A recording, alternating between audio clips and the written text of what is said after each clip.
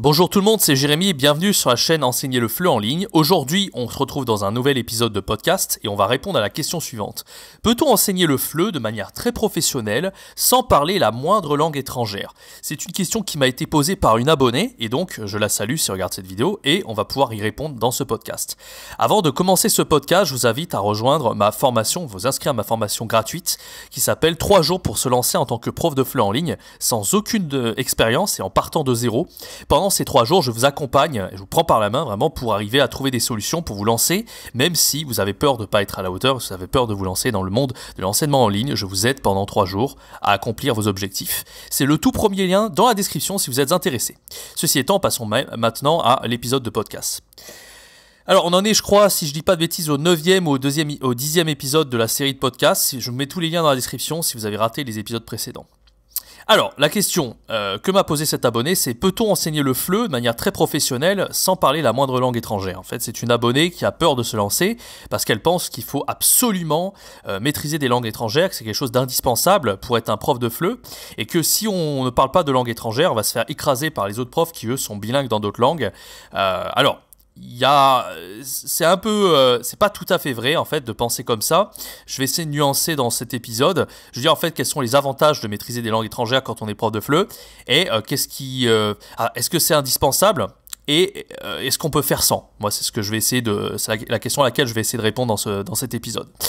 Je vous invite aussi à écouter l'épisode de podcast. Je vous mets le lien dans la petite fiche en haut à droite de l'écran, dans lequel je répondais à la question est-ce que c'est indispensable de traduire en anglais à quel moment il faut traduire en anglais quand on enseigne le FLE, qui se recoupe pas mal avec l'épisode que je vais faire aujourd'hui, mais un peu différent parce que dans cet épisode-là je parlais de la langue anglaise et là on va vraiment parler de toutes les langues en général. Est-ce que c'est vraiment indispensable de maîtriser d'autres langues pour être un prof de FLE compétent, en particulier qu'on enseigne le FLE en ligne?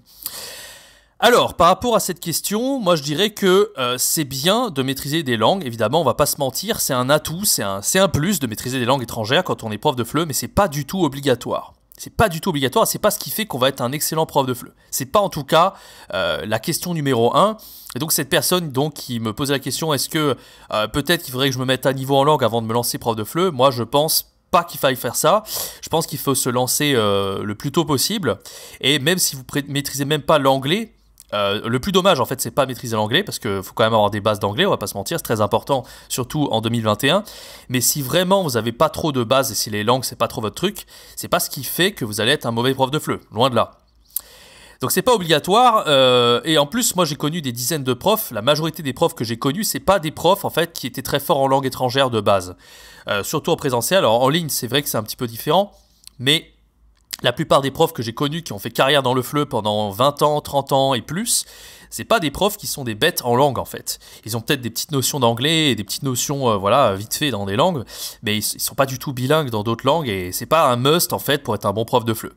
Et pourtant ils ont très bien fait carrière pendant plus de 20 ans, 30 ans, donc voilà, ça c'est un bon contre-exemple, c'est pas du tout obligatoire, d'accord? Alors maintenant, à quoi ça sert de parler des langues étrangères quand on enseigne le FLE? Il y a plusieurs utilités, on va pas se mentir, il y a quand même pas mal de côtés utiles à maîtriser des langues étrangères.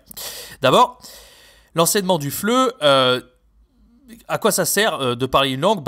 En fait, de base, on pourrait se dire que c'est rassurant en fait, à la fois pour soi et pour les élèves en fait, de maîtriser des langues. Parce que, en fait, quand l'élève il réserve avec un prof en ligne et qu'il voit que maîtriser des langues, je vais prendre un exemple tout bête. Par exemple, s'il y a des étudiants sinophones pour ma part ou des étudiants chinois qui veulent réserver chez moi et qui savent que j'ai un petit niveau B1 en chinois, ils se sentent rassurés en fait. Ils vont passer plus facilement à l'action et réserver chez moi parce qu'ils se disent bon ok, ce prof, au moins il a des bases de chinois. Alors moi je suis pas très fort en anglais en tant qu'élève, donc je suis un peu perdu si le prof il parle seulement anglais ou s'il parle pas du tout même la moindre langue. Alors que si vraiment je suis complètement paumé pendant le cours, si j'ai des petites questions, comment on dit ça dans ma langue maternelle, je vais pouvoir demander ça au prof et effectivement ça va me rassurer.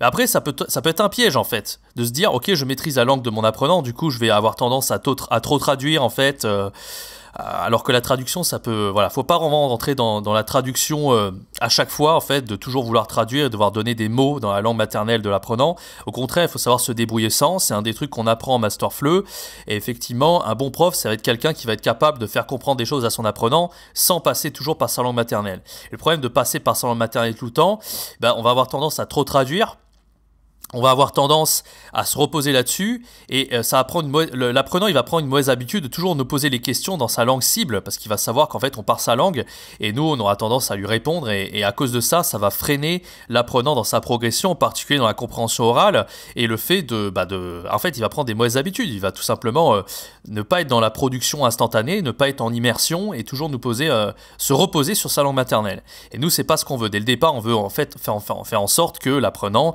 il puisse être en immersion et poser des questions dans la langue cible, en l'occurrence le français. Donc voilà, faut pas tomber dans le piège, mais alors selon moi, faut pas tomber dans les extrêmes non plus. C'est-à-dire que les extrêmes, c'est je vais jamais utiliser une langue maternelle pour aider mon apprenant. Si par exemple, j'en sais rien, moi je parle l'espagnol, et que l'apprenant il me pose en espagnol une question comme ça, c'est un petit moment dans un cours d'1 heure, on va pas se dire ok, on va pas se dire ah non, non, tu poses en français s'il te plaît, si c'est un petit mot comme ça, c'est pas grave. Le problème en fait c'est si l'apprenant il veut seulement vous demander en sa langue maternelle et il a cette fâcheuse habitude à toujours vous demander, donc ça c'est pas une bonne chose.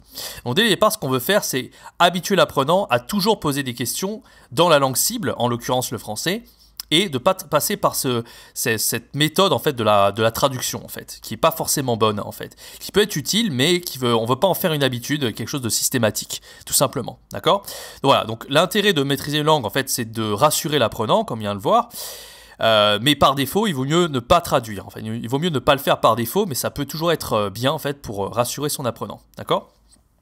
Donc moi, typiquement, en fait, le fait de maîtriser le chinois, ça m'a aidé à gagner pas mal d'élèves. En fait, c'est à ça que ça sert. C'est que quand vous maîtrisez une langue étrangère, vous êtes en ligne, vous renseignez le niveau que vous avez dans une langue. Et si par exemple, moi je dis que j'ai un niveau bien en chinois, eh ben, je vais gagner beaucoup plus d'étudiants sinophones, taïwanais, parce qu'ils se disent, ok, ce gars-là, il maîtrise un peu le chinois, donc si je suis complètement perdu, il va être capable un petit peu de m'aider, etc. D'accord ? Donc ça aide beaucoup. Je pense que effectivement, quand vous maîtrisez une langue en fait qui est un petit peu particulière, que ce soit pas l'anglais, en fait, parce que l'anglais en fait, maintenant tout le monde le maîtrise, donc c'est pas forcément intéressant en fait. C'est pas parce que vous maîtrisez l'anglais que ça y est, vous allez sortir du lot. Par contre, si vous maîtrisez une langue un peu plus rare entre guillemets, comme le chinois ou je sais pas quelle langue, le japonais, bah effectivement, les apprenants qui vont voir que vous maîtrisez leur langue, par exemple si vous maîtrisez le japonais, il y aura beaucoup plus de chances en fait d'attirer des apprenants japonais. Donc encore une fois, c'est plus l'aspect en fait pour se démarquer, plus que pour la qualité du cours en fait, de maîtriser des langues, tout simplement, d'accord ?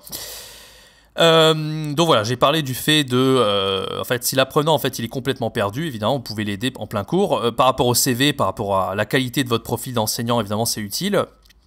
Et la dernière utilité de maîtriser une langue, en fait, c'est qu'effectivement, si les apprenants, des fois, ils font des erreurs de calque par rapport à leur langue maternelle, je vais vous donner un exemple tout bête, hein, je parle pas portugais, mais je sais que constipado, en portugais, ça veut dire enrhumé. Et ben, si l'apprenant, il dit à un moment donné constipado, je suis constipé, en parlant français, vous allez exploser de rire et vous allez dire mais pourquoi il dit ça ? Mais si vous parlez un minimum portugais, vous allez comprendre que constipado en portugais ça veut dire enrhumé et pas être constipé. Mais c'est un exemple tout bête en fait pour se dire qu'en fait quand vous maîtrisez des langues, quelque part, c'est vrai, ça peut aider à être un meilleur prof de FLE parce que vous allez mieux comprendre les erreurs que peuvent faire les apprenants, les erreurs de calque. Parce que les apprenants, ils auront tendance à utiliser les mots de leur langue maternelle quand ils parlent français, quand ils connaissent pas le vocabulaire. Et si vous vous dites, mais pourquoi il dit constipé là, il est tombé sur la tête parce que vous maîtrisez pas sa langue, enfin vous parlez pas la langue, bah effectivement, voilà, vous arriverez à mieux comprendre les erreurs des apprenants et donc quand ils font des erreurs, vous arriverez à leur dire, ah là, dans ta langue maternelle, c'est vrai que ça veut dire ça, mais en français, ça veut dire ça. Vous arriverez mieux à expliquer. Et l'apprenant va dire ah ok, il sera moins perdu. Tout simplement. Donc voilà à quoi ça sert de maîtriser des langues. Mais comme on l'a vu dans cet épisode de podcast, c'est pas du tout un must en fait. On va très bien se débrouiller sans et c'est mieux en fait de se débrouiller sans. Il faut être capable quand même d'être habile, d'expliquer avec des mots plus simples, de trouver des synonymes, peut-être même de dessiner sur un tableau blanc. Sur Zoom, on peut très bien utiliser le tableau blanc pour dessiner un peu. On peut trouver des périphrases aussi. Enfin, il y a plein de moyens de se débrouiller pour arriver à faire comprendre son apprenant sans passer par sa langue maternelle et la traduction, comme je viens de vous le dire. Voilà, j'espère que ça a aidé certains d'entre vous donc, qui hésitent donc, à se mettre à niveau en langue, qui pensent ne pas avoir le niveau, etc. Encore une fois, comme j'allais dire dans cet épisode, si on fait un récap, à quoi ça sert ? À avoir plus de légitimité aux yeux de vos apprenants peut-être, à avoir un meilleur profil d'enseignant quand vous enseignez en ligne, enfin d'attirer plus d'apprenants, et d'arriver à rassurer les apprenants. Voilà les principales utilités, mais encore une fois, c'est pas du tout obligatoire de maîtriser des langues étrangères pour être un super prof. Par rapport à la qualité de votre enseignement, ça change rien, à part le fait de mieux comprendre les erreurs que peuvent faire vos apprenants. C'est pas ce qui fait que vous allez faire un meilleur cours, bien au contraire. Voilà, j'espère que j'aurai répondu à pas mal de questions. N'hésitez pas à me dire ce que vous en pensez dans les commentaires. N'hésitez pas aussi à me poser vos questions dans les commentaires, parce que j'aime bien y répondre à travers des vidéos, des podcasts, peu importe. Je pense qu'il y a beaucoup d'entre vous en fait qui se sont rendus compte que je leur répondais directement en vidéo. Donc si vous voulez également me poser une question, j'y répondrai avec grand plaisir dans une vidéo dans les prochains jours, dans les prochaines semaines. N'hésitez surtout pas à laisser vos commentaires en bas de cette vidéo.